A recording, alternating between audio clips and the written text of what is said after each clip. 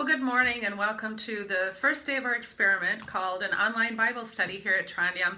And we're going to be talking about the Psalms. We're going to do actually two videos today.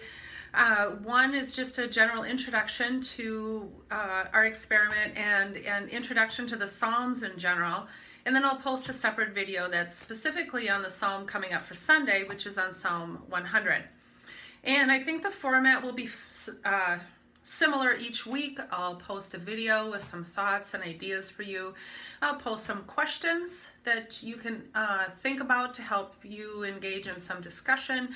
I'll post some other resources for you to look at and think about, and feel free to spend as little or as much time as you like. I'm going to love some feedback from you as we go through this, because ultimately I want this to be helpful for you. So if it's not, I definitely want to know. And video is something that's kind of new for me, and I don't know how to edit, so we're going to have to just kind of take what we get. What I mostly hope is that this forum, this way of getting together, provides a sense of community in a different way, but that's a safe way. And I have no doubt about the people of Trondium that you will be very respectful and supportive of each other in this online forum. So first of all, let's get started with the Psalms. The Psalms is a really unique book of the Bible. There's so many genres in the Bible. We have history, we have the writings of the prophets, we have the Gospels, which tell the story of Jesus, we have the letters of Paul in the New Testament. The Psalms are very unique in that the writer is the people, the Israelite people, and the audience, the sole listener, is God. So the book of Psalms should be thought about as a prayer book or a book of poetry or a book of songs or hymns. They're creative expression. They should be read as poetry. A little different than, say, some of the other books in the Bible and some of the other kinds of genres that we encounter in the Bible. And they are fueled then by human experience, and they represent the full spectrum of our human experience in life, which you know can range from great joy to utter despair. And we're going to encounter some of those in our study in Psalms. Our first one, Psalm 100, is pure praise, solid faith in God and who God is. Psalm 23 is another one that's probably very familiar to you for someone who is struggling and yet still has some trust in God, that God will get them through whatever it is that they are struggling with.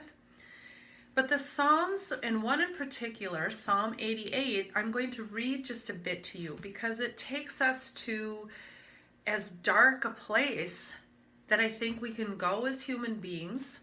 And there's no resolution.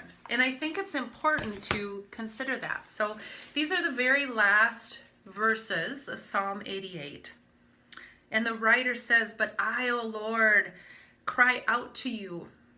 In the morning my prayer comes before you. O Lord, why do you cast me off? Why do you hide your face from me? Wretched and close to death from my youth up, I suffer your terrors. I am desperate.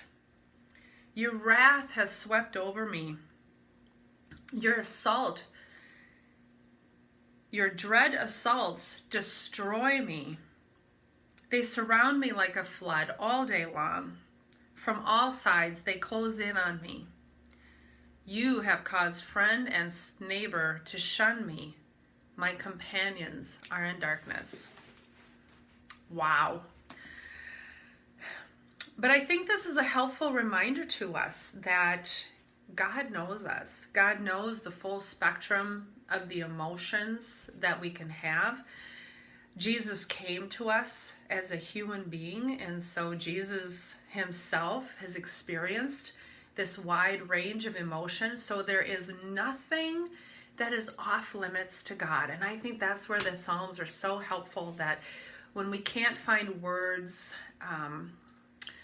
when religious beliefs or cultural belief says we can't talk to God in certain ways we can't express certain things to God. It might be disrespectful, it might be doubtful, we might be seen as questioning God, that the Psalms give us permission.